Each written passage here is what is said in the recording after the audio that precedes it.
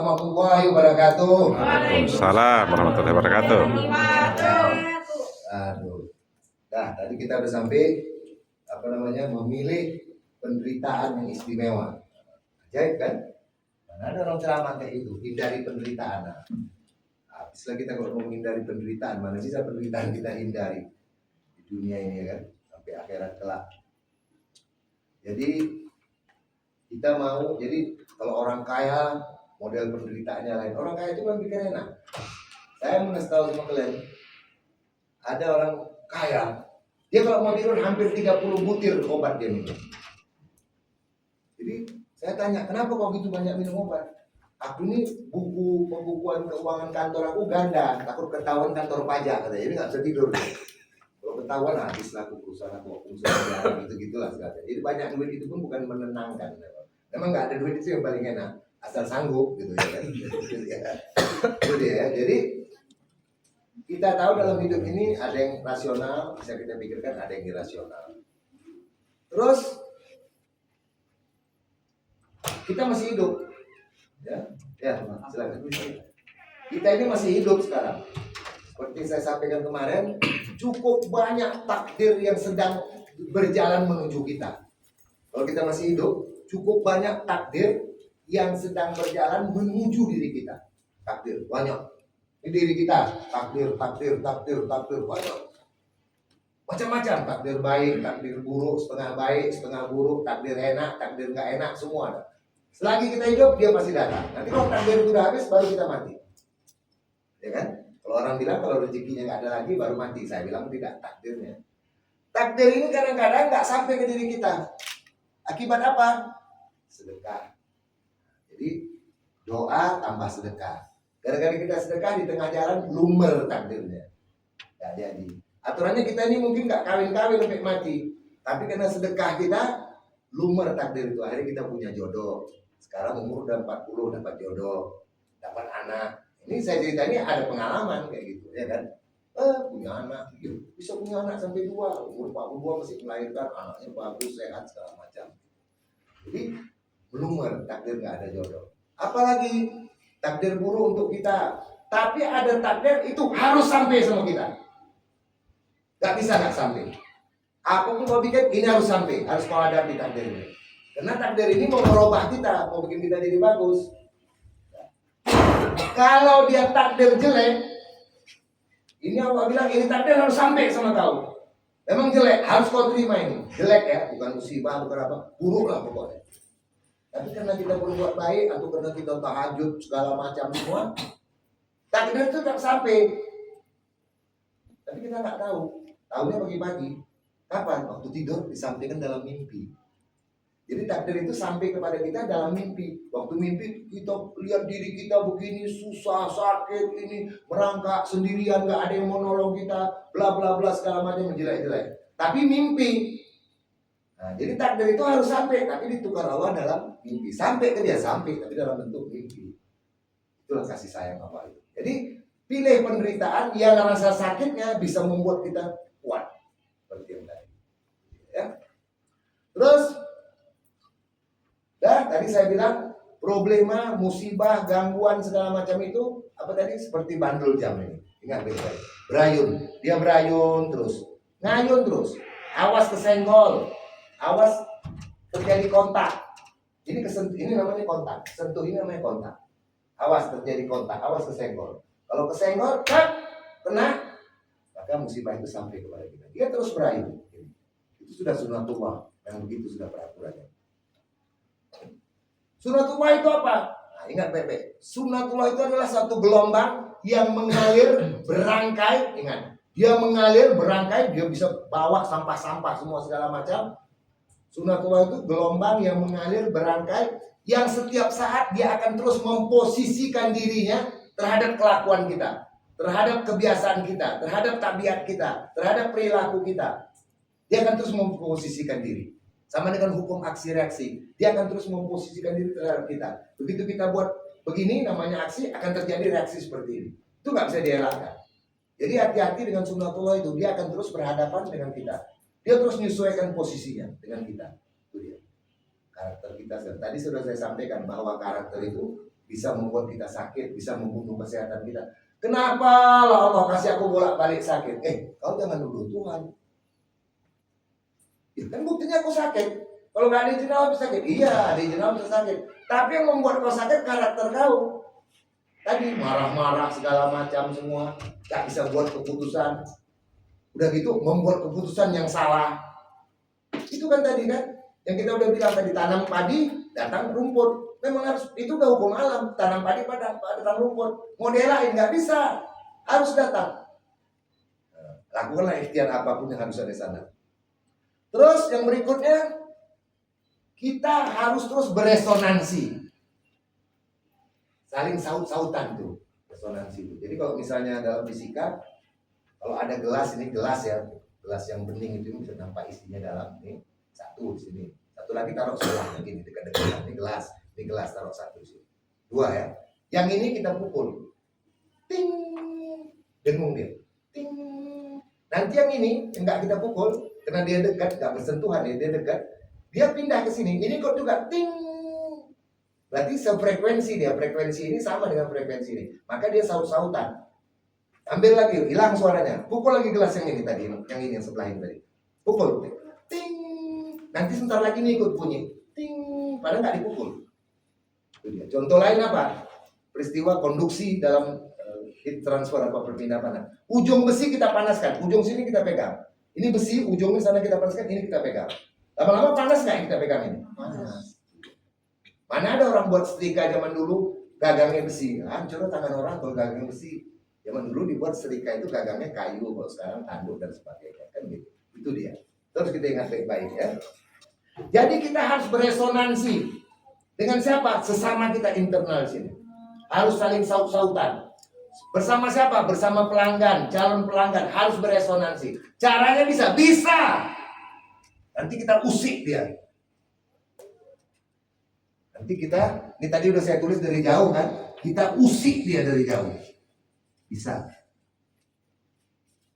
Ini dia, kita usik. Kita ganggu dia dari jauh. Saya kasih contoh, ini ceritanya ekstrim. Ada satu orang, dia mau kawin sama satu orang bisu. Mau kawin dia udah mau bisu ini, udah dia setuju, dia cinta, dia semua. Tapi si bisu ini ternyata keras kepala perempuan ini, keras kepala. Aduh beb, gak bisa beb, gak bisa diatur begini, gak sangka. Aku pikir dia, karena dia bisu, aku sehat, walafiat, normal. Aku mau ambil dia jadi istri, pasti dia bahagia, pasti dia mau terima aku. Nyatanya beb, gak bisa diatur orangnya. Jadi macam mana? Jadi beb, macam mana ya beb ya? Jangan lagi deh cari-cari aku lah. Dia tetap mau nyari aku, jangan lagi lah. Udah kasih duit masih cari aku. Gimana caranya? Oh gampang. Apa bacaannya? Nggak ada bacaan-bacaan. Jadi apa? Kau bayangin aja. Kau bayangin dia datang dari jauh ke bukit, situ ada dia. Dia mau tengok datang menuju kau. Ambil batu kau lempar. Bayangin. Tiap hari kau bikin kayak gitu. Udah beb, udah lumayan. Sekarang udah sebulan ini nggak ngejar aku. Gak lama datang lagi, balik lagi beb. Kau salah. Lempar dia sampai dia naik bukit sampai dia nggak nampak. Oh gitu ya, ya. Dia hari sholat mau tidur, dia habis isya atau macam mana. Dia bayangin, nampak dia datang, dia lempar batu, dia tuh pakai tongkat. Awas lu ya, kamu. Lu lari dia, mundur balik. Akhirnya dia naik ke bukit itu dia turun sehingga nggak kelihatan. Sampai sekarang perempuan itu nggak nyari dia lagi. Dia nggak perlu ke dukun. Kenapa ke dukun nggak boleh? Kalau kita ke dukun, masalahnya sihir itu nanti ini mau saya sampaikan. Sihir yang dialami Nabi Musa itu kata Allah, syihrun azim, sihir yang agung. Allah aja ngakui sihirnya hebat. Sihir ya. Jadi nggak perlu kita pakai dukun. Karena kalau kita ke dukun, bagus kan, nggak datang lagi udah cinta dia kan sama kau sekarang. Dulu nggak cinta benci, sekarang udah kan. Kan itu sementara, nggak bisa lama ya kan. Artinya apa? Mereduksi, mengurangi keyakinan kita sama Allah. Jadi kita nggak yakin lagi sama Allah. Dukun langsung katanya nama Allah, tak kapan dikabuli nggak jelas ini, keadaan gawat ini begitu. Dukun langsung besok telepon diangkatnya, dibilangnya dia cinta sama aku. Nah, orang suka begitu. Itu mengurangi keyakinan kita sama Allah. Tambah sering kita ke dukun, tambah berkurang, tambah pupus keyakinan kita. Lama-lama kita nggak punya keyakinan sama Allah. Satu masa begitu dukunnya nggak mampu, terasa ngorek ngabisin duit kita segala macam, mulai kita mati-mati dukunnya. Udah nggak toket dukunnya, jinnya udah nggak betul begini, jin setan, begini segala macam lah. Nah itu bahaya kalau dukun-dukun itu. Jadi kita harus saling beresonansi. saut-sautan dengan pelanggan, dengan semua. Bisa dilakukan, bisa kita usik. Nih, pola sentralnya kita usik dari jauh, bisa kita kikis semua segala macam. Tadi udah saya sampaikan, kalau kerjaannya nonton TV, ya khususkan diri nanti setengah 6 atau jam 5 nih. TV apa itu namanya? MCTV apa itu yang news itu? Apa iNews ya, itu kan. Tikam, bunuh, rampok, bodong, tipu. Awas, WhatsApp nanti ini nipu segala macam, hipnotis segala macam. Tiap hari nonton itu. Nah, datang klien telepon, ini Bu mau menawari pasaran. Penipu kau katanya. Ibu ini belum kita cerita apa udah bilang penipu. Pengaruh TV. Itu dia sudah terekam dalam diri dia itu dia. Terus bisa, tadi bisa. Ilmunya ada. Jadi kita kalau mau berdoa, kalau saya ini metode saya ya. Kalau salah, minta ampun sama Allah, minta maaf sama klien, jangan pakai. Metode saya kalau ada ayat ini, saya tahu maksudnya, saya sampein itu ayat, habis itu saya doa setelah nyampaikan ayat itu. Nah ini di surat An-Nisa, surat 4 ayat berapa? 113. Di tengah-tengah ayat itu ada wa'allama malam takun ta'lamu wa kana fadlullahi alaika azima. Apa artinya? Dan dia juga telah mengajarkan kepadamu. Juga. Dan dia juga. Berarti ada sebelumnya tahap ini. Mengajarkan kepadamu. Dan dia juga. Ya, mengajarkan kepadamu apa yang belum kamu ketahui. Nah ini ingat baik-baik ya. Ini penting. Apa yang belum kamu ketahui. Selain Al-Quran. Al-Quran kau udah tahu. Hadis sudah tahu, ilmu hikmah udah tahu, yang gaib, yang ini udah tahu, ilmu dunia akhirat tahu. Ini Allah ajarkan kau sesuatu yang baru, kasih ide yang luar biasa. Jadi di sini sebut dan dia juga telah mengajarkan kamu, mengajarkan apa orang-orang yang belum tahu selain Al-Quran. Al-Quran kau udah tahu, ya nanti Allah mau ajari ada ayat, kan ayat itu banyak dalam Quran ada ayat, tapi di alam ini juga banyak ayat. Ayat itu apa? Sunatullah itu banyak variabel. Apa saya bilang variabel bahasa Indonesia berubah lah. Nah kalau ibu bos kita ini dia orang teknik, dia tahu lah itu banyak variabelnya. Itu dia. Kalau saya dulu pernah ada ustadz satu hebat, saya bilang mau kaya, gampang merumus matematikanya. Y sama dengan K kali X. K ini apa? Konstanta. Kaya kau, saya bilang. Pakai teori ini, saya bilang. Apa itu matematik? Iya matematik. Konstanta ini bisa Allah, bisa Quran, bisa macam-macam. Banyak ceritanya itu. Nanti kalau saya uraikan panjang lah itu ya kan. Dan jadi dia akan mengajarkan kau apa yang kau belum tahu selain Al-Quran, ilmu hikmah, ilmu dunia, ilmu akhirat, yang gaib maupun yang nyata. Jadi Allah akan berikan ide segar. Itulah yang saya minta bolak-balik sama Allah sebelum saya sampai ke sini. Berhari-hari saya sholat sunat khusus. Kan saya udah bilang kemarin sama kalian, sholat sunat khusus. Ya Allah ya Tuhanku, aku niat mau sholat sunat khusus ya Allah. Bahasa Indonesia aja. Tolonglah ya Allah. Ya kan? Saya ambil yang ekstrim supaya kalian gampang ingat. Tolonglah ya Allah, udah kepingin kali aku kawin. Tolonglah ya Allah, terimalah doaku ini, kabulkanlah doaku ini yang kusampaikan melalui sholat sunat khusus 2 rakaat tunaikan Allah Ta'ala. Allah 2 rakaat. Kerjanya jangan habis subuh, jangan setelah asar, jangan sebelum maghrib. Selain itu bebas. Mau berapa kali sehari suka hati. Mau sekali juga boleh 2 rakaat. Mau jam 9 pagi nanti jam 11 lagi diulang boleh. Saya bolak-balik. Ya Allah Tuhanku kasihlah aku ide ya Allah yang segar. Apa ide yang bagus? Ini perusahaan ini ya Allah tidak ada makan uang bunga. Tidak ada urusan sama bank. Masya Allah, tabarakallah, halalan taibah. Kami semua minum airnya, makan makanannya halalan taibah. Bersih dari urusan riba. Aku tahu ya Allah pintu riba itu ada 7, dosa pintu riba itu ada 73. Salah satu dosa riba itu, kalau kau melakukan riba, kau seperti menzinahi mak kandung kau. Nah, kita perlu belajar fikih juga kan kalau dalam ceramah-ceramah. Itu dosa paling ringan, seperti kau menzinahi mak kandung kau, berzina mau mak kandung. Itu salah satu hukum riba. Saya dulu pernah di Bekasi ya, di apa Masjid Agung itu kan? Yang di Bekasi. Al-Barkah. Nah, saya di situ. Ada kakek-kakek, aki-aki, saya nggak tahu. Saya pun ceramah lah macam-macam. Habis saya ceramah disalamin. Tuh dia cakap Arab. Saya cakap Arab. Rupanya ini alumni luar negeri semua kakek-kakek ini. Orang NU. Dari Mesir, dari Riyadh, dari mana-mana. Pokoknya sekolah agama. Dari Yaman. Saya ini alumni ini tahun sekian, mereka lebih tua dari saya. Aduh Pak, kalau saya tahu tadi nggak jadi saya ngomong apa, mana siap mental saya. Saya nggak sekolah agama saya. Tapi dia bilang itu bagus, ini dia bilang. Itu bunga itu jangan main-main. Luar biasa, seperti menjinahi mak kandung. Memang urusan 5.000. Alah cuma 5.000 kok sehari ngangsurnya. Iya, nggak ada arti. Enggak lah cuma 5.000. Tapi di sisi Allah, kita tahu itu nggak ada artinya di sisi Allah. Mana kita tahu, mana bisa kita tebak. Di sisi Allah itu murka yang luar biasa kan kau dapat. Bayangin. Itu sampai ada ayat, bayangin ya, ini orang Islam itu hebat nih memang ajaran Islam ini. Ya ayyuhallazina amanu lima taqulu ma la taf'alun. Hai orang beriman, kenapa kau bilang sama orang kau akan melakukan ini? Pakai kata akan. Kenapa kau bilang kau akan melakukan ini? Kabura maqtan. Allah sangat benci, jijik, memusuhi orang yang suka menyuruh orang, dia yang bilang sama orang akan berbuat ini tapi dia nggak lakukan yang dia buat itu. Kabura maqtan itu ngeri artinya, sadis, benci, murka, tidak suka kepada orang yang dia bilang mau lakukan sesuatu tapi dia nggak lakukan. Nah, itulah namanya janji. Jadi kalian kalau misalnya berhubungan dengan customer, dengan pelanggan, dengan segala macam, ingat baik-baik, jangan coba-coba berjanji kalau tidak bisa ditunaikan. Itu dia. Karena janji ini kebal terhadap segala macam gangguan, nggak bisa kita robah. Kalau kita udah janji, mau angin puting beliung, mau gempa bumi, mau kiamat, mau semua, janji tidak bisa dirubah. Itu orang paling hebat yang memenuhi janji. Itu nggak main-main. Ingat ya, janji itu luar biasa. Jaga baik-baik dengan janji. Jadi kabura maqtan indallahi anta taf'alun. Itu jadi apa kabura maqtan indallahi anta taqulu ma la taf'alun. Kau jangan bilang akan lakukan sesuatu tapi kau nggak lakukan sesuatu. Atau kau jangan sampaikan kepada orang begini tapi yang kau sampaikan sama orang tuh kau nggak lakukan. Saya bilang tahajudlah kita nanti tahajud itu begini tapi saya nggak tahajud, kena laknat. Nggak laku itu sama Tuhan. Nyuruh orang tapi dia nggak melakukan, itu nggak laku. Ini harus hati-hati. Jadi ngomong itu harus dijaga betul-betul, nggak main-main.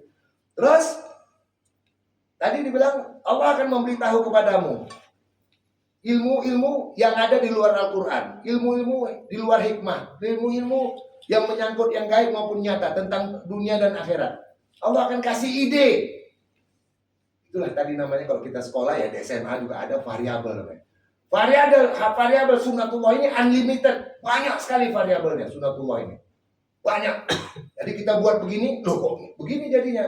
Memang masalah itu hilang, tapi timbul masalah ini. Oh variabel ini, itu kalau dikaji sampai subuh juga itu baru selesai nanti ngaji gede itu.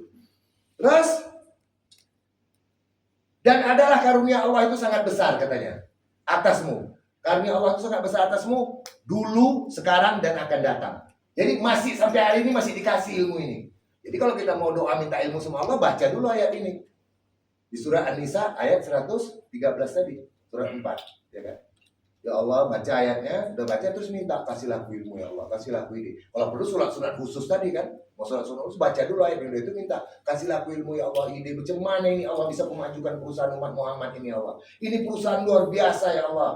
Ini tidak ada makan bunga ya Allah. Kami bebas bunga di sini Allah. Halalan thayyibah ya Allah. Bersih segala macam. Gaji kami itu uang bersih bukan uang bunga segala macam. Saya dulu sama bapak saya bilang, kau sehebat apapun nanti jangan coba-coba kerja bank. Saya nggak dikasih kerja bank orang tua saya. Jadi tentara juga nggak boleh. Kenapa? Saya dulu tukang berantem ya kan. Saya dulu seluruh rumah orang boleh. Kalau orang seluruh saya sambil sepatu, terus begitu. Itu salah hidup kayak gitu. Nggak benar ya kan. Terus kenapa kita punya problem? Ini untuk menangkisnya bagaimana? Untuk menutupi kelemahan kita ini bagaimana? Ada nggak ayatnya? Ada. Cuma berapa kata aja kalimat ini. Apa? Sepotong kata aja. Kalau kalian zikirkan ini luar biasa. Jadi ini Nabi Nuh. Nabi Nuh dulu, Nabi Nuh ini kan paling lama jadi Nabi, 950 tahun. Ada yang bilang umurnya 50, dia dakwah 900 tahun. Dan umurnya 50, jadi 950. 1000 kurang 50, pada Al-Quran seperti itu. Fakultu, jadi kata Nabi Nuh ngomong, fakultus takfiru rabbakum innahu kana ghaffara. Lalu aku berkata kepada mereka, kata Nabi Nuh, ya kan, beristighfarlah kamu mohon ampun kepada Allah. Itu biasa, kita udah sering dengar, ya kan?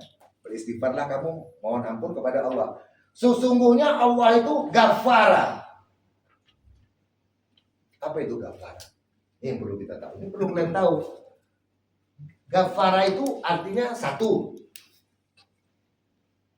Kita minta ampun sama Allah satu kali.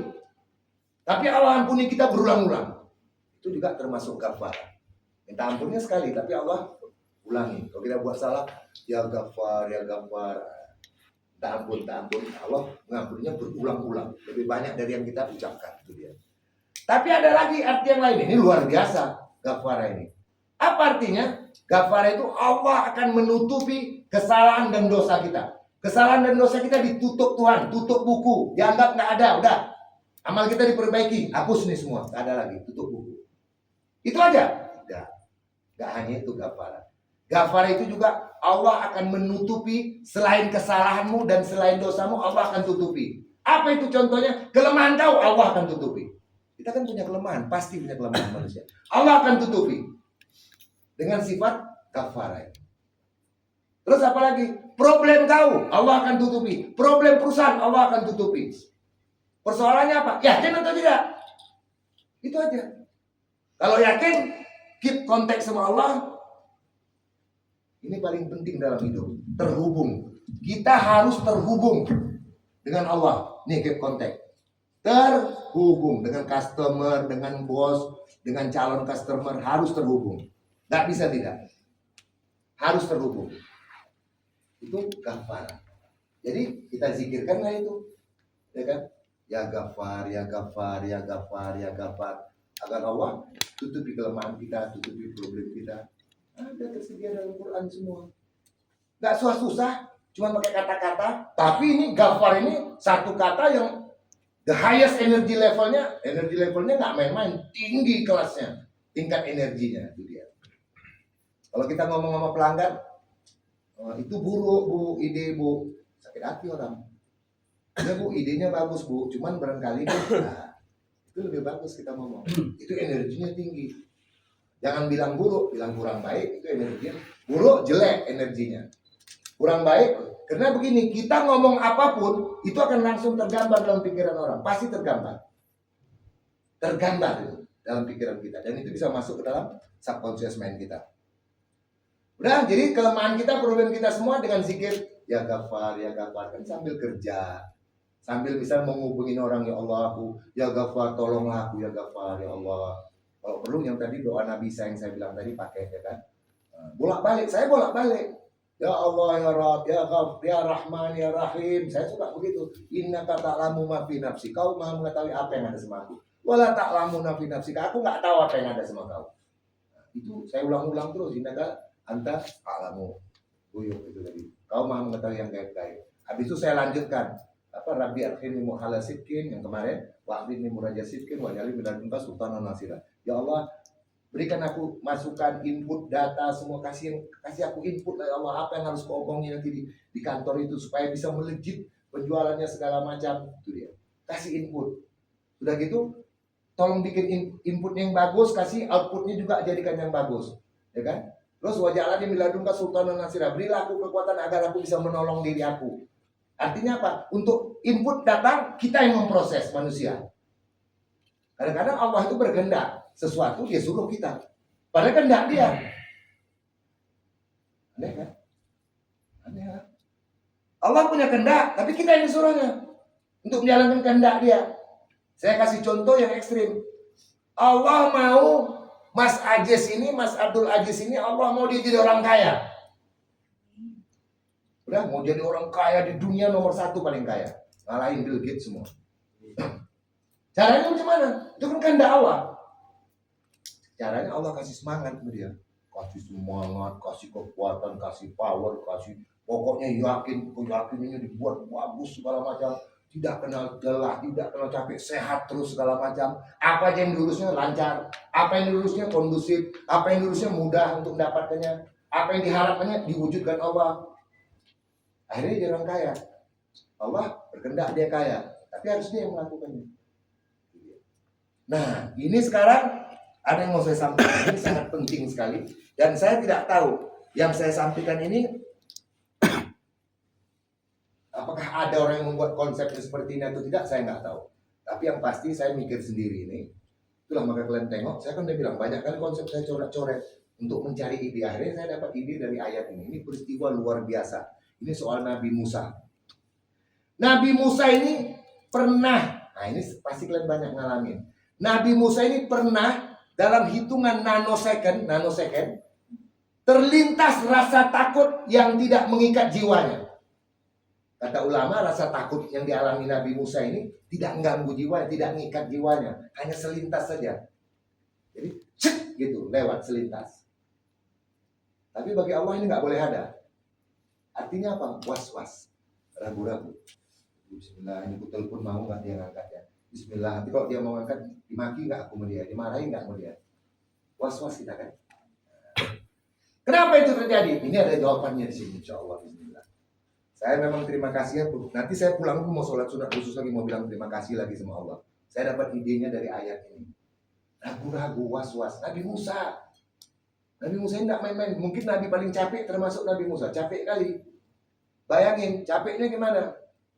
Waktu kecil, Fir'aun bilang sama bininya, ini nampaknya Musa ini gawat, ini bisa matiin aku nanti, ini udah besar. Kata bini, enggak lah bang, ini kan anak-anak. Mana pula dia bisa matiin abang? Abang ini 400 tahun dah hidup, tengok sehat, kekar. Oh, tak kenal sedih, tak kenal susah, bahagia, duit banyak, segala macam. Mana mungkin anak ini bisa? Enggak lah, kata Nabi Musa. Jadi Nabi Musa udah firasat, ini bahaya ini aku miara ini, manusia satu ini. Kata Nabi Musa, coba kita tes. Ini kan masih kecil, mungkin baru pandai jalan. Coba kita tes, taruh madu sama bara api. Dah? Terus ambil. Sini sayang, ambil. Yang mana dia pilih? Ditakdirkan Allah dia pilih bara api. Terus dimasukin ke mana? Ke mulut. Akhirnya dia cedal.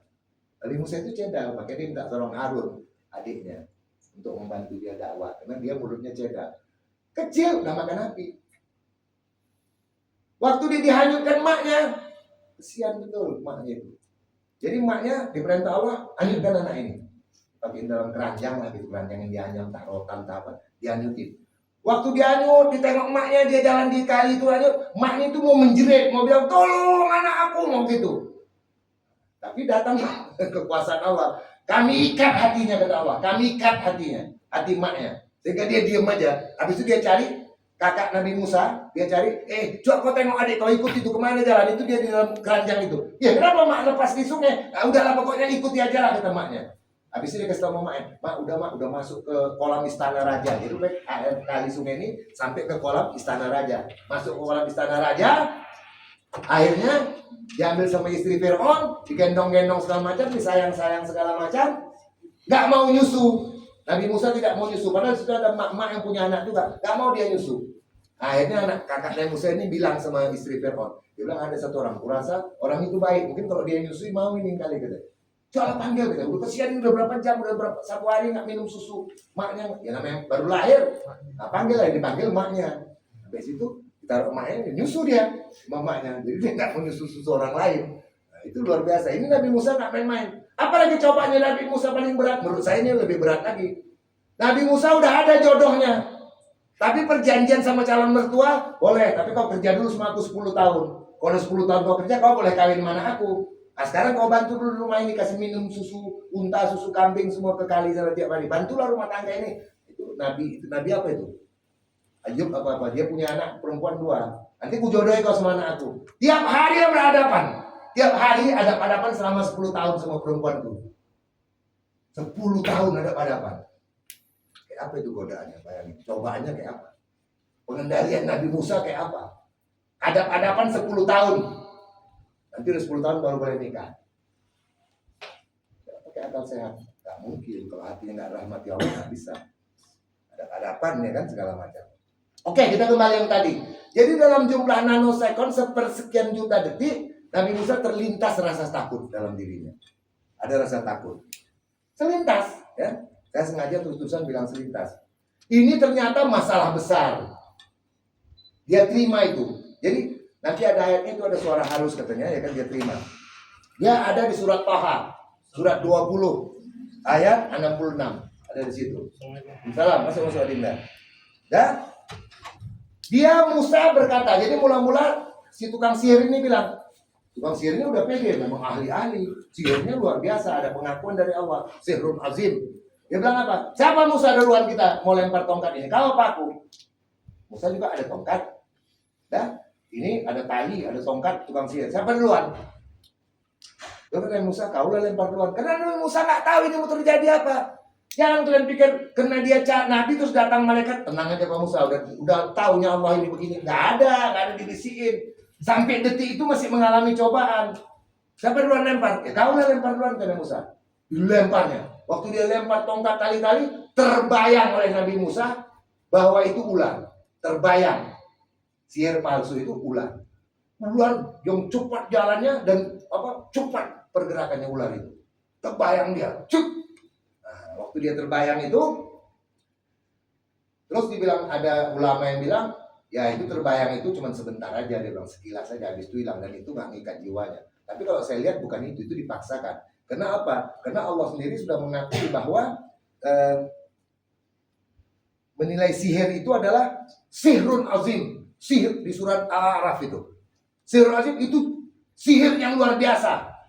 Artinya bagi kalian itu pasti sihir yang dahsyat. Mungkin sihir seperti itu nggak ada lagi sampai sekarang. Mungkin, wallahu a'lam. Nanti kalau saya cerita yang ngajar sihir ini siapa? Nabi yang ngajar itu. Nabinya digantung sampai sekarang. Ya kan? Ada 2 nabinya digantung. Dia milih apa kata Allah? Kau mau di akhirat aku hukum atau sekarang? Sekarang gitu. Digantung di Baghdad sana. 2 malaikat digantung yang ngajarin tentang sihir. Terus fa'au jasa fi nafsihi khifatam Musa. Jadi maka terlintas dalam hati Musa perasaan takut, tengok tadi yang gini segala macam itu. Aujasa itu terambil dari kata wajh, artinya apa? Suara halus. Jadi semacam ada suara halus gitu yang tidak bisa kita deteksi. Nabi Musa karena sensitif mungkin dia bisa deteksi. Dan dia kelihatannya berusaha mendengar. Ada kelihatan cenderung berusaha untuk mendengar bisikan itu sehingga rasa takutnya datang itu tadi. Dia dengar itu. Udah? Terus ada apa? Khifat Musa, apa namanya? Khifat itu ketakutan yang kecil. Ya. Ada sedikit rasa takut tadi.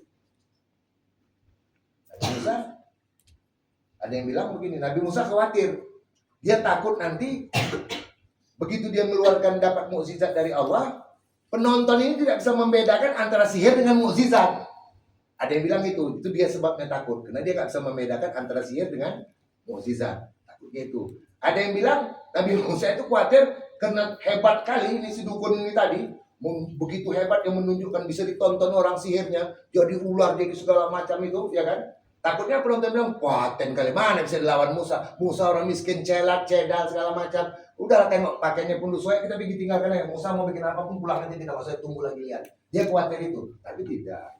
Itu dipaksakan oleh ulama pendapat itu, tapi tidak begitu sebenarnya. Apa sebenarnya yang terjadi? Nah, ini dia. Jadi tadi sudah kasih tahu ya. Jadi kenapa terus Nabi Musa itu mau apa? Timbul rasa takutnya. Kalau dia timbul rasa takutnya, sekarang gini, ada orang lagi ketakutan. Kita mau ngomong sama dia, coba kau pikirkan inilah, ini gimana cara buatnya? Bisa lagi dia berpikir? Bisa kan? Pasti dia nggak bisa berpikir. Dia asik mikirin rasa takut dia, gangguan itu mencekam bagi dia. Itu dia. Jadi Allah nggak mau itu terjadi. Terus apa yang dilakukan? Allah motivasi dia dengan kalimat yang luar biasa dahsyat energinya, ya kan? Apa dijawab Allah? Nah ini, Allah pakai kulna itu kami. Nggak tahu malaikat atau Allah ikut langsung, nggak tahu ya kan?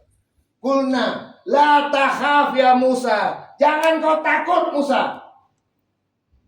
Baru datang itu, jangan kau takut Musa.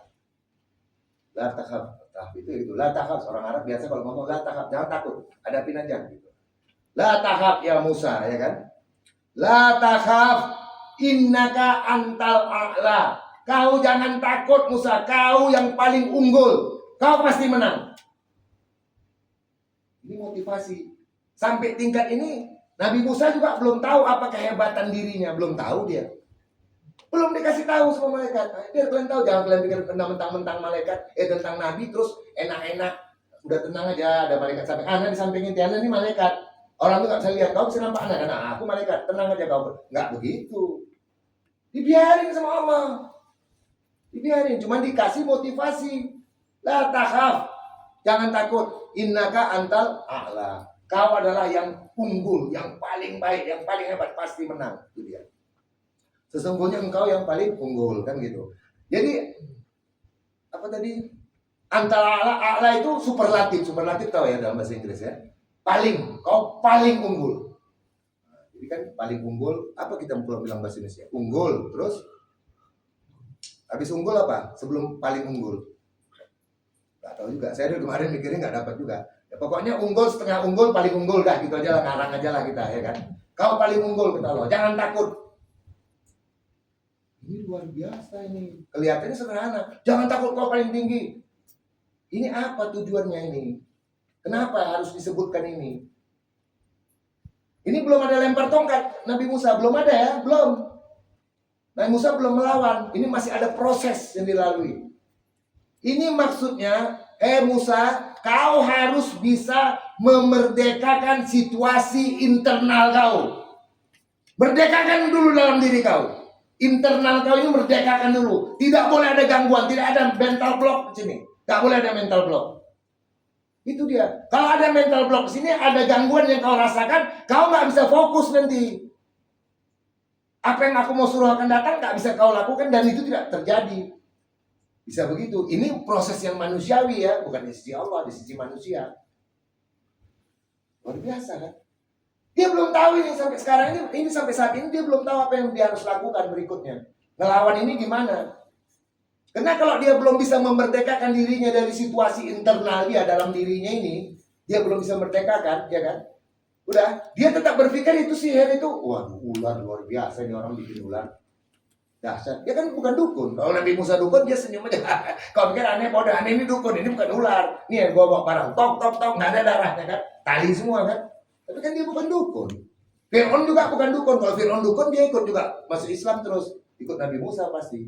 Dia juga bukan dukun. Dia ngeliat, oh tuh biar tahu di tukang sihir kita bisa bikin ciptakan ular, nah, kan gitu. Fir'aunnya kan gitu kan. Itu dia. Udah, kau harus kondusif nih dalam diri kau harus kondusif. Tidak boleh ada mental block, tidak boleh ada gangguan. Kalau masih ada gangguan itu dalam diri kau, maka nanti kau akan pikiran kau bolak-balik antara sihir sama rasa takut kau, bolak-balik. Ini nggak boleh. Kau cuma perlu pikirkan sihir itu, rasa takut itu harus dinyahkan, makanya mengikis. Jadi ala-ala ini paling unggul ini untuk mengikis rasa takut Nabi Musa agar dia bisa membebaskan dirinya dari situasi internal dia. Nah ini yang paling penting dalam hidup. Susah. Bisa nggak kita membebaskan diri, memerdekakan diri di situasi internal kita? Gak ada masalah dalam diri kita. Kita misalnya mau menghubungi pelanggan, calon pelanggan, gak ada problem dalam diri kita. Bisa nggak? Bisa. Minta tolong sama Allah. Kalau nggak bisa. Ada aja gangguan. Begitu mau nelpon, terganggu ini, terganggu itu. Tapi untunglah nanti insya Allah Habib ajari dari jauh kita kikis, kita usik dari orang-orang calon pelanggan kita. Udah selesai ya. Kita anggap ini udah selesai. Jadi dia cuma fokus kepada tongkatnya. Rasa takut udah nggak ada. Pikiran apa-apa udah nggak ada dalam. Udah kondusif. Dia cuma mikir, nih gua ada tongkat, gua pukul lu pakai tongkat nih. Mungkin gitulah dalam pikiran yang besar. Belum ada perintah, dia nggak tahu bikin apa. Kemudian lihat kalimat ayat ini. Luar biasa. Allahu Akbar. Apa kata Allah?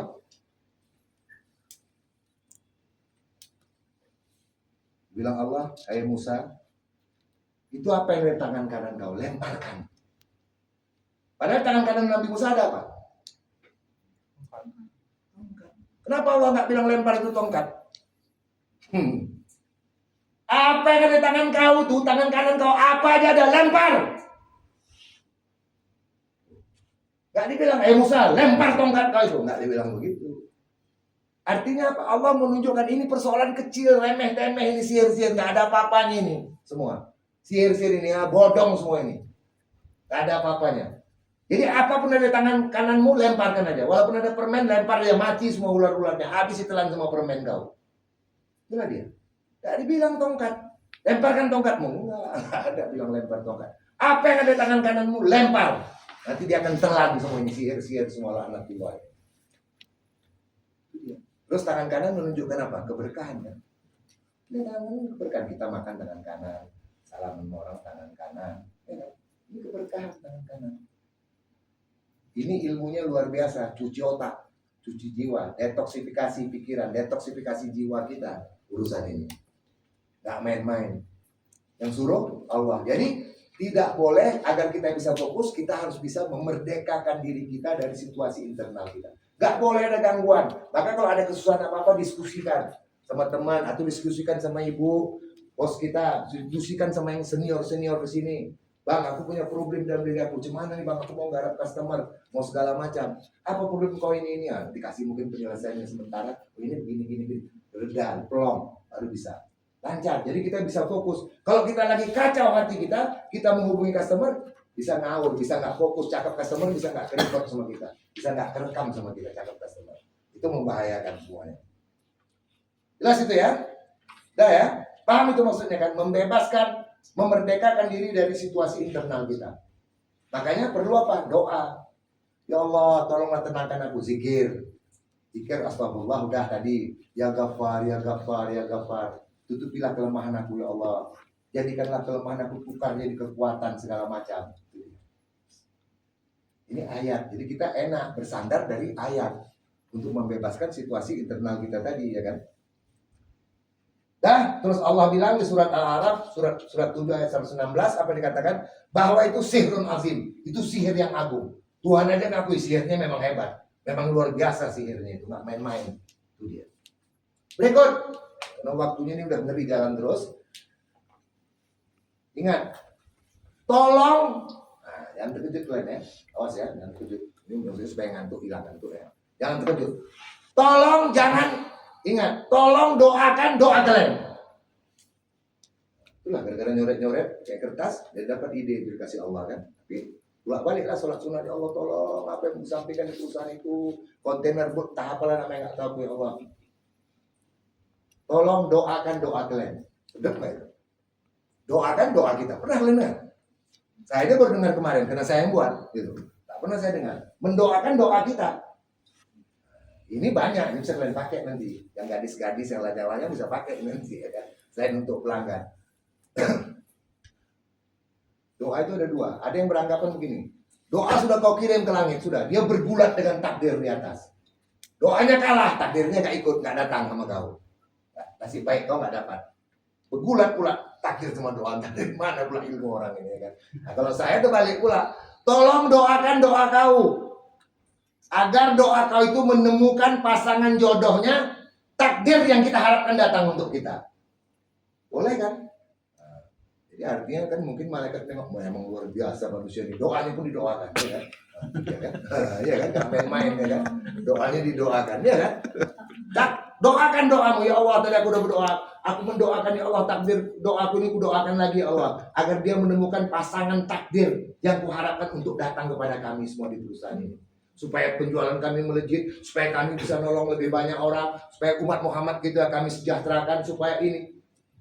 Ini kan perusahaan Masya Allah, tabarakallah, penuh rahmat Allah, pertumbuhannya rahmati Allah. Tanpa uang bank bisa sampai miliar-miliaran per bulan. Itu nggak main-main. Kalau kita kerja perusahaan lain, mau apa? Ucuk top manager di atas, kita baru masuk di sini, kerja di divisi ini. Kau kerja kau nginput data ya, tekan admin nginput aja. Tengok sama ketua divisinya, komandan divisinya. Ini kawannya rajin kali, aku tengok. Kerjanya rapi, tanggung jawabnya penuh. Ini memang bisa geser kedudukan aku. Bagus ku fitnah dia ke atas. Supaya jangan dipakai dipecat aja dia kalau bisa. Atau dijadikan cleaning service atau apa.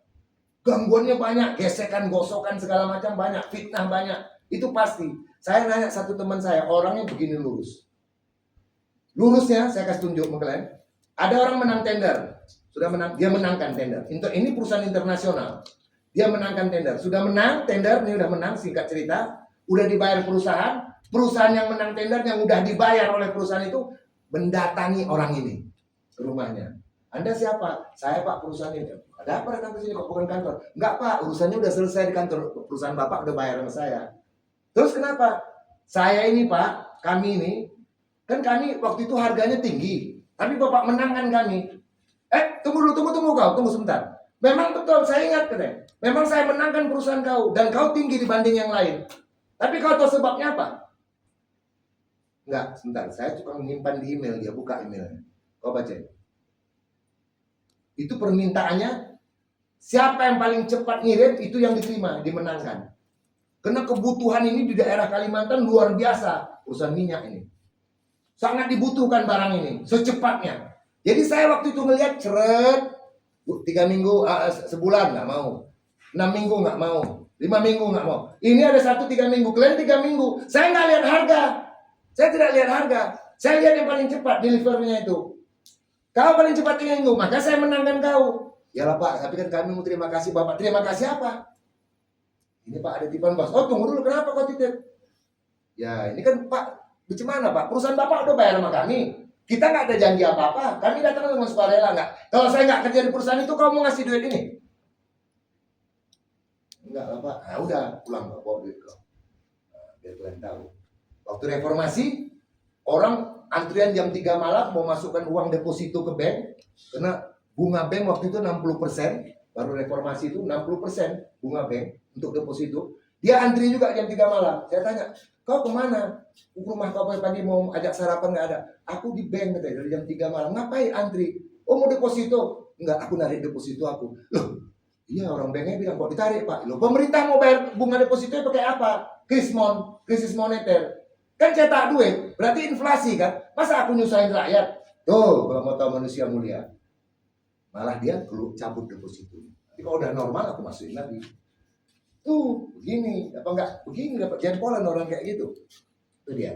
Jadi doakan doa kita agar dia menemukan pasangan jodohnya berupa takdir yang kita harapkan datang ke dalam diri kita. Jadilah situ ya. Terus sudah gitu, tadi udah Nabi Musa udah, semua udah, doa sudah. Kemudian berikutnya lagi kita lihat. Nah, ini saya mau ngasih tahu. Yang namanya masalah kita nggak usah nyalahkan masalah. Tapi saya tidak tahu di perusahaan ini ada nggak tim monitoring, terutama monitoring untuk kejadian-kejadian. Ya. Kejadian-kejadian apa? Kejadian gangguan. Ada gangguan, ada celoteh orang, ada segala macam buat tim. Kalau buat tim ini, saya punya kunci satu. Kalau buat tim ini yang saya perhatikan cuma satu, hidungnya. Hidung, nose. Apa maksudnya hidung?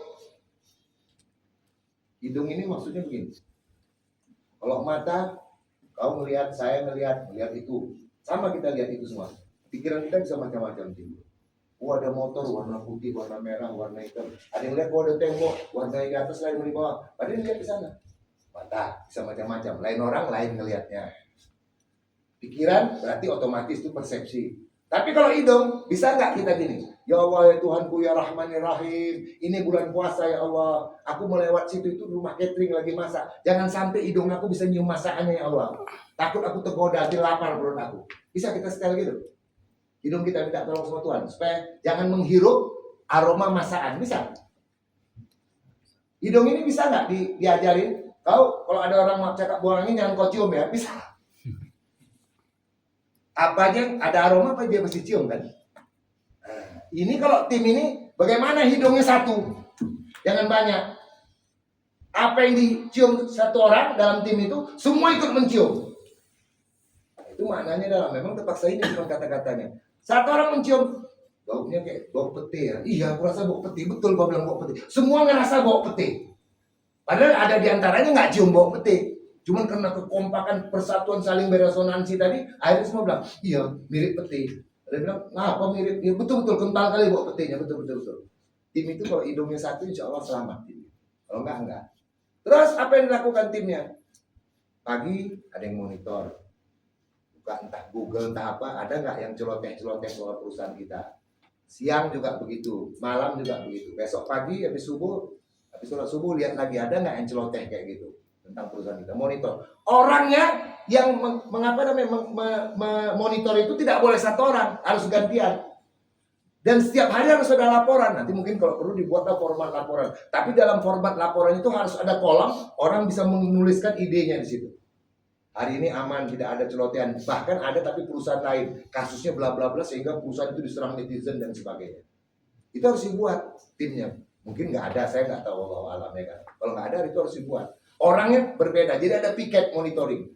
Ini hari si A, besok si B, besok si D, tanpa kecuali semua digilirkan. Kalau tugas kau 3 kali, Jam 5 pagi atau setengah 6 lah, di subuh doa-doa, terus siang habis zuhur, malam mau tidur monitor. Harus ada laporannya. Udah, kalau soal laporan data segala macam, kalian tentu lebih tahu dari saya semuanya. Tentu kalian sudah lakukan itu, nggak mungkin nggak kalian lakukan. Nah ini sekarang kita mau masuk karena waktu kita ini jadi terpaksa saya potong. Ini saya mau kasih tahu sama kalian. Saya nggak tahu ini udah pernah ada yang buat apa enggak. Selama ini kita susah mengajak orang, betul? Susah kan mau closing satu orang itu nggak main-main perjuangannya. Saya belum cerita teknik mempengaruhi orang dari jarak jauh, itu belum. Mungkin nggak sempat hari ini, nggak apa-apa nanti akan datang insya Allah.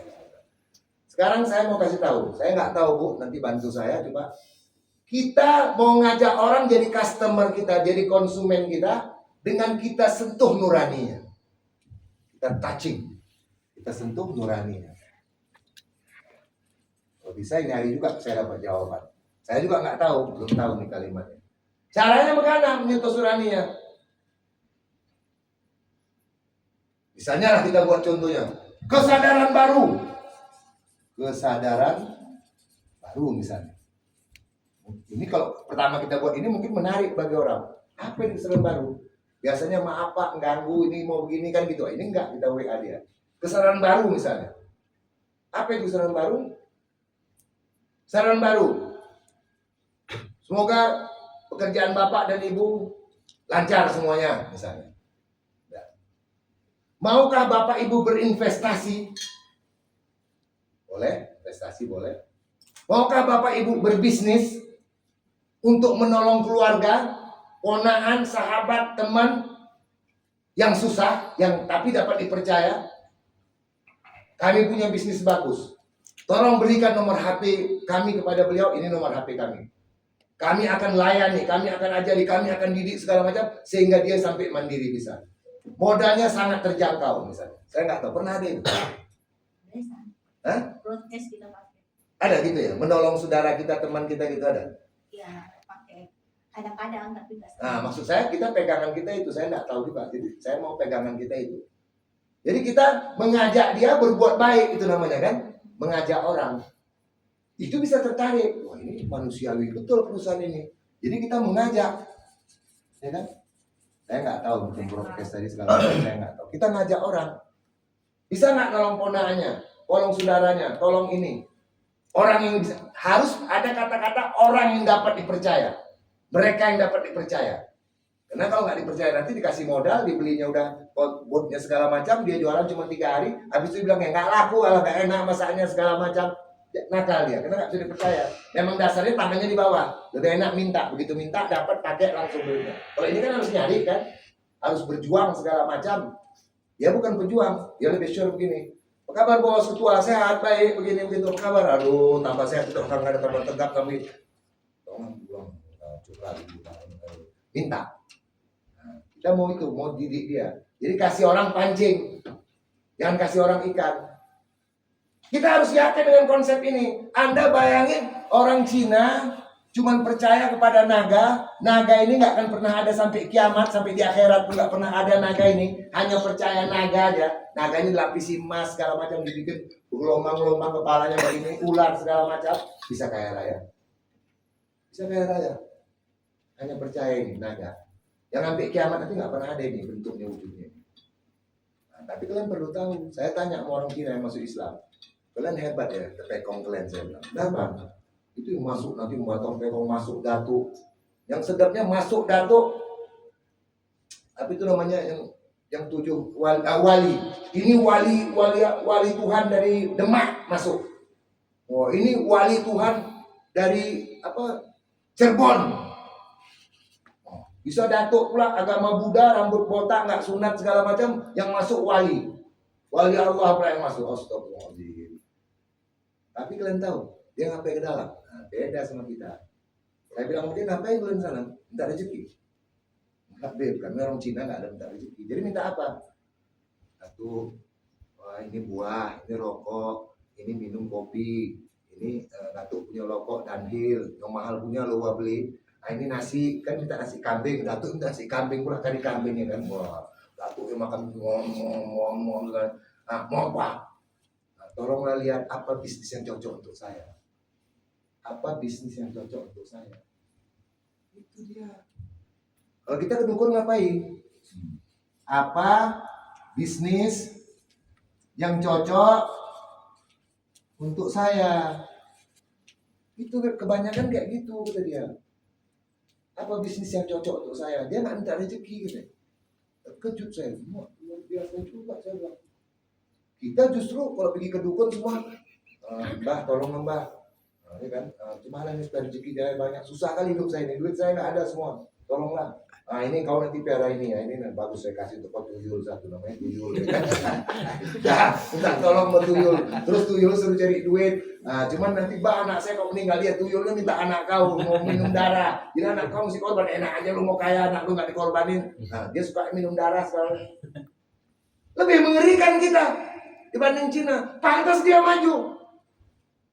Memang kita laknat. Saya tuh kan paling suka melaknat Cina karena saya dulu tinggal di daerah Cina di Medan. Paling tahu saya watak orang Cina. Tapi nyatanya begitu dia bilang kami nggak minta rezeki, minta tanya yang cocok apa Mbak. Mbak saya udah bikin, Lato udah bikin bisnis ini semua. Tapi kok mesti seret ya? Nah, coba kau panggil ini biksunya ini kau bawa ke rumah kau. Nah, biksu datang ke rumah dia. Kemasukan lagi si apa tadi datuk tadi mbah setan tadi jin tadi masuk. Pantes ya kau susah, udah ada tembok, itu tembok kau jebol, rezeki itu dihalangi sama tembok depan itu, kau bikin jendela di tembok itu paling tidak. Jadi dari jendela itu rezeki masuk, dia itu bikin lubang angin nih, ada lubang angin. Apa nama itu istilahnya dalam bahasa Cina? Apa? Feng Shui namanya. Pantas nggak sampai rezeki duitnya itu di tembok. Kita periksa balik tembok nggak ada duit, jangan khawatir nggak apa-apa ya kan, nggak ada di situ. Tapi kayak gitu dia bilang jauh. Hanya percaya menaga datuk-datuk kayak gitu. Tapi dia ternyata nanya apa pekerjaan yang cocok untuk saya.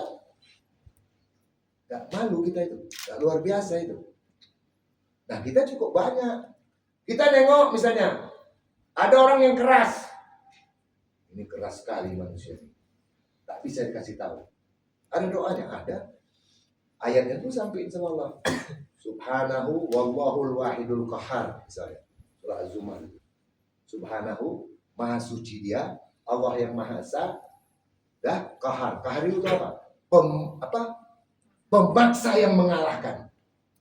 Kalau dibilang pemaksa kurang seret, kurang kesetrum orang. Qahar itu pemaksa yang mengalahkan. Jadi Allah itu qahar, pemaksa yang mengalahkan. Kalau sudah harus kalah kau harus terima. Harus terima keputusan Allah, harus terima segala macam.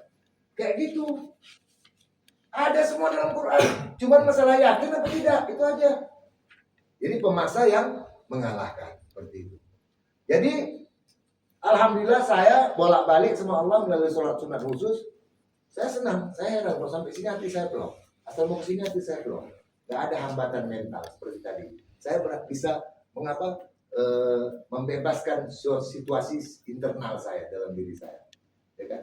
Dan ternyata tadi ada ide bagaimana kita mengajak orang. Nah sekarang coba kalian buat dulu kalimatnya. Bagaimana kalimatnya kita buat? Gak apa-apa namanya kita belajar. Saya juga belum tahu yang pasti seperti apa. Tapi nanti saya akan dalami. Saya akan pelajari, akan cari kata-katanya. Apa yang cocok untuk menyentuh, touching.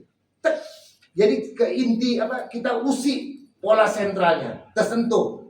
Kalau pola sentralnya tersentuh, nurani tersentuh, pasti dia mau melayani kita. Pasti mau terima kita. Bagus juga ini kawan ini, betul juga. Ngapain aku ngasih duit semua orang itu semuanya? Seperti kemarin ada kasus tuh kan, yang dibilang ibu Hajah sama saya, ternyata bapak itu beli bot kita untuk membiayai anaknya sehari-hari pergi ke kampus ya. Nah, kuliah supaya anaknya bisa kuliah.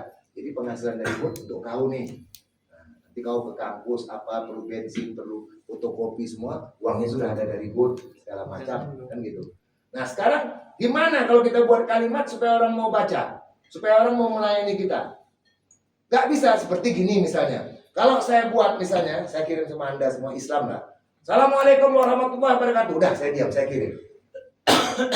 Pasti banyak di antara orang yang menerima WA saya bilang, astagfirullahaladzim, gak dibalas berdosa, orang kasih salam. Mesti gue balas ini. Cuma tujuannya apa aku gak tahu. Ya udahlah nanti kalau tujuannya tak jelas semua aku blokir lah orang, tapi mesti gue jawab salamnya. Saya kadang-kadang pernah dapat juga macam itu WA. Assalamualaikum warahmatullahi wabarakatuh. Waalaikumsalam. Saya buat. Apa kabar komandan katanya, ya kan? Terus saya jawab, semoga kita semua tetap dalam naungan lindungan Allah Subhanahu Wa Taala. Habis itu kalau dia kirim bla bla bla, tetap nggak mau lagi saya, nggak pernah saya blokir. Karena saya nggak tahu kenapa saya nggak mau blokir.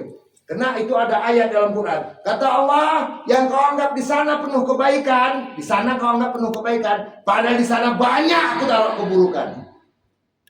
Yang di sini kau anggap penuh keburukan, padahal di sini banyak aku taruh kebaikan. Itu ayat Al-Quran. Gak bisa kau pungkiri. Jadi kita nggak tahu apa-apa. Yang tahu apa-apa itu hanya Allah. Yang tahu semuanya. Kita anggap, wah ini bagus nih, paten nih. Oh ini banyak kebaikan nih sini. Ternyata kata Allah di sana banyak aku taruh keburukan. Sini, wah ini banyak buruknya ini. Nah, kata Allah ternyata di sini aku taruh banyak kebaikan. Kapan? Ada masanya. Kata orang Jepang, ini orang Jepang punya filsafat luar biasa. Saya selalu ingat ini. Kata orang Jepang, kita ini perlu jatuh sekali. Ingat ya, kita ini perlu jatuh sekali agar bisa bangkit berkali-kali. Itu dia. Kenapa perlu jatuh sekali? Kita perlu datang cobaan, perlu datang gangguan kepada kita, perlu datang musibah. Supaya kita lihat bagaimana keseragaman kita, persatuan kita, ya kan? Kita bisa bisa menerkam problem ini, musibah ini, bisa mempelajari informasi yang diberikan oleh musibah, bisa mempelajari apa yang diberikan oleh musibah, sehingga kita punya pengetahuan tahu, sehingga kita harus bisa berubah nanti. Jadi perlu, udah nanti dari situ kita baru tahu kelemahan yang ada sistem di sistem perusahaan kita. Musibah ini bisa datang, penyebab pertama ini, penyebab kedua ini, penyebab ketiga ini. Kan tadi saya sudah katakan bahwa hidup ini ada yang rasional, ada yang irasional. Ada yang bisa kita perhitungkan, ada yang nggak bisa kita perhitungkan nih. Hidup ini ada yang rasional, ada yang irasional. Sampai saya dulu pernah, Pak Aci saya, ini Masya Allah, tabarakallah, pintar segala macam, kuliah dari awal. Orang kuliah baru dapat beasiswa, kalau begitu masuk dapat beasiswa, gitu-gitulah segala macam, ya kan? Saya bilang itu kan kekuasaan Allah. Iya. Tapi aku lihat sama kau ini ada pepatah orang Arab. Jadi orang tua kami ini, asal anak umur 7 tahun sama kakek kami, anak umur 7, 6 tahun itu dikirim. Ada yang ngirim ke Yaman, kalau kakek kami ngirim ke Baghdad anaknya. Dikirim ke Baghdad. Oh, udah 6 tahun, 7 tahun, ada yang ke Baghdad, kirim rumah abang, rumah anak, rumah abang, rumah adik, dikirim ke Baghdad sana. Kenapa?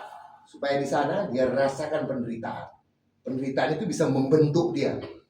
Udah pastilah kalau misalnya itu rumah abang yang di Baghdad sana, abangnya kan punya istri, punya anak, pasti biniknya mengutamakan anak kandungnya dong daripada keponakannya.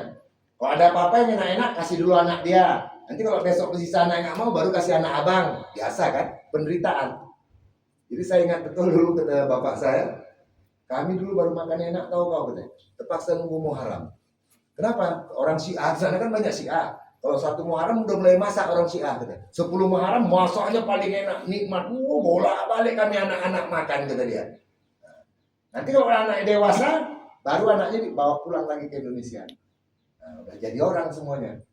Udah dihajar habis di sana. Setengah mati. Bangun harus pagi. Mungkin disuruh nyapu, suruh cuci piring, suruh ini, suruh itu.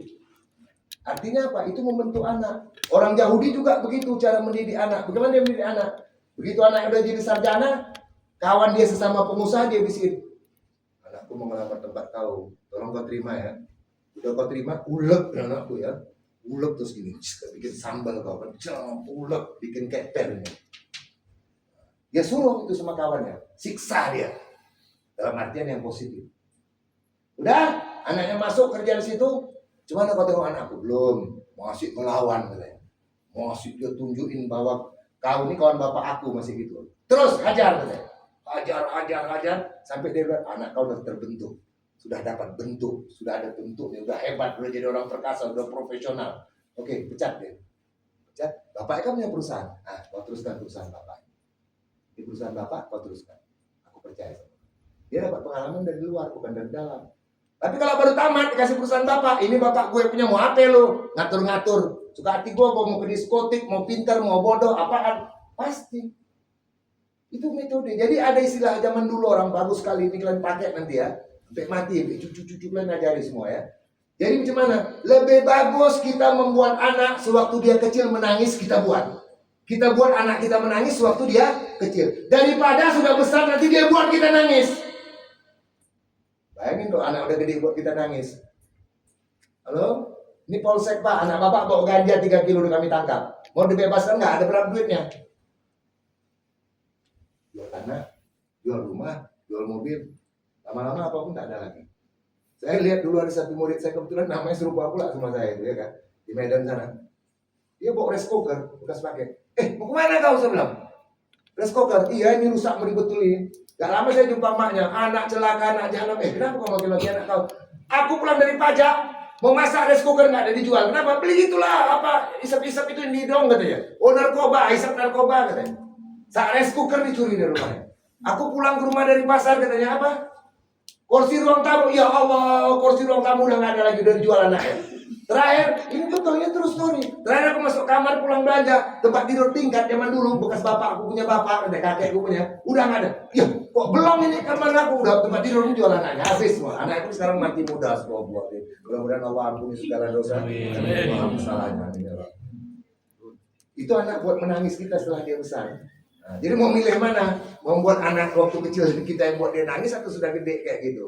Itu dia, barangkali udah mau maghrib ya. Udah nggak enak lagi suasananya kalau udah mau maghrib. Jadi saya minta kalau nanti memang ini dilanjuti hari ini atau kapan saya nggak tahu, harus kalian buat kalimat ini. Nanti saya akan kembangkan ini. Saya juga akan buat nanti. Sentuh nurani. Apa kata-katanya yang mau dibuat? Nah, nanti masukan dari kalian ini semua, ya kita brainwash lah, semacam brainstorming ya kan. Masuk semua dari kalian, nanti kita kait-kaitkan kemana-mana segala macam. Kalimatnya pendek, jangan panjang, nggak mau orang bacanya. Pendek aja. Di video kalau mau di YouTube masuk pun boleh, tapi pendek saja. Itu dia. Cuman saya nggak tahu kalau ibu ini bilang pernah ada orang buat atau kita juga pernah buat, saya nggak tahu bentuknya seperti apa. Tapi kita mau. Yuk kita tolong saudara kita. Kalau dia orang Islam lebih enak. Para mustaqafin, ya kan? Segala macam. Udah gitu kita boleh, kan kita boleh mengungkit amalan kita. Misalnya dia orang Islam, ya kan, segala macam. Kalau kita lagi telepon, kita dengar suara azan, catat Islam dekat masjid di rumahnya. Suaranya gede, atau bisa tahu nanti kan. Bilang, Bu, perusahaan kami ini Allah Maha mengetahui. Kami nggak ada punya uang bank, Bu. Di sini nggak ada uang bunga, halal semua, Bu, segala macam. Dari mulut ke mulut ini tersiar, nggak main-main efeknya ini. Nggak main-main, pasti hebat. Ini luar biasa perusahaan. Sampai aku bilang demi Allah, Bu. Dilaknat Allah saya kalau bohong. Begitu tuh nggak apa-apa ngomong kayak gitu. Ini nggak ada terlibat bunga-bunga, Bu. Halal, bersih, enak, sehat ini segala macam. Nah, cuman nanti saya nggak tahu. Saya juga udah ada tulis di situ. Sekarang ini kan banyak masalah yang lagi serusunya. Terulang lagi masalah ini. Anak-anak mengalami gagal ginjal. Kita perlu juga artinya membuat satu produk yang mungkin pakai rempah-rempah asli zaman dulu. Ya. Sebab setahu saya kalau rempah itu digiling pakai batu sama di blender itu beda, struktur kimianya akan berubah, beda itu pasti ya kan. Udah, rempah-rempah lah. Kita belilah di pasar induk atau di mana. Ini masakan kita nggak pakai mecin misalnya, tapi bagaimana supaya bisa awet gitu, ya kan? Masakan kita ini. Saya tidak keberatan nanti untuk mengajari kalau memang mau. Kebetulan orang tua saya masih hidup, mak saya, umi saya masih hidup, umurnya 96 lah masuk sekarang. Itu ada pergedel Arab dari kacang hijau, itu kalau dimakan 10 biji nggak terasa, enak kali. Makan. Saya lihat nggak tahu saya, kayaknya belum ada yang jual, sambusa namanya. Pergedel Arab itu, kacang hijau, itu rempah semua, nikmat sekali. Kuahnya itu apa? Sambalnya itu tomat sama cabai gitulah, pakai bawang apalah gitu kan. Tomat, cabai, bawang, pakai itu. Waduh, itu istilahnya mangkok jumpa tutup enaknya. Kalian bayangin berapa bahagianya mangkok kalau jumpa tutup ya kan. Kayak gitu. Kita makan 10 biji nggak terasa. Nah, itu mungkin bisnis online kita. Ya kan? Nanti resep yang dikasih ini mungkin bisa dimodifikasi, bisa dirubah segala macam. Cuman kita bisa bilang sama orang, aman untuk anak-anak. Tidak mengandung mecin ini segala macam, ya kan? Atau makan ini pada saat anget-anget, kirim bahan yang belum digoreng, biar mereka goreng sendiri. Cara menggorengnya suhu begini. Atau kita menggorengnya, kita pakai minyak zaitun. Ini digoreng pakai minyak zaitun. Ini bukti impor. Ini kami impor minyak zaitun dari mana? Dari Turki atau dari mana? Dari Spanyol. Nah, harganya agak tinggi dikit misalnya. Sekarang orang ibu-ibu rumah tangga, kalian tengok, sudah banyak rumah tangga sekarang ini yang tidak ada lagi masak di rumah. Suami istri kerja, udah nggak masak di rumah, semua main online. Anak yang satu meleleh aja ingus dari hidungnya, meleleh tuh. Kapan kau nggak beringus lagi nak? Yang satu garu aja. Kenapa? Udah dipasang salep ini, bawa dokter spesialis kulit tetap garu juga kau ini. Udah macam-macam. Kenapa? Itu semua pakai gangguan, ada banyak mecin segala macam. Halal tapi tidak toibah. Kan kita harus makanan kita halal dan toibah. Ini halal tapi tidak toibah makanan itu. Tidak menyehatkan, tidak baik. Gitu. Nah coba kita mulai kenapa? Gimana cara ngitung-ngitungnya saya nggak ngerti lah ya kan. Coba ajukan walaupun agak tinggi sedikit. Tapi saya yakin orang berkelas, intelektual pasti beli itu. Pasti akan berulang beli itu. Betul, anakku sejak kasih jajan ini suka pula dia makan pergedel ini. Tak pernah lagi batuk. Yang ini ingusnya udah kering sekarang, tak lagi beringus-ingus segala macam. Yang ini udah tak nggaruk lagi segala macam. Ini perlu kita coba. Ini kan ide baru namanya segala macam ya kan. Karena udah azan itu akhirul kalam. Saya nggak tahu nanti dilanjuti apa enggak acaranya ini. Kalau enggak ya paksalah di hari yang lain. Karena kita, insya Allah. Ini ingat ya, kalian harus buat ya nurani itu kata-kata itu. Ini kita mau dari jauh mengusik, mengikis semua kebiasaan pikiran-pikiran yang mereka menganggap kita tidak benar. Nanti ada metodenya, nanti kita praktekkan insya Allah. Bismillah.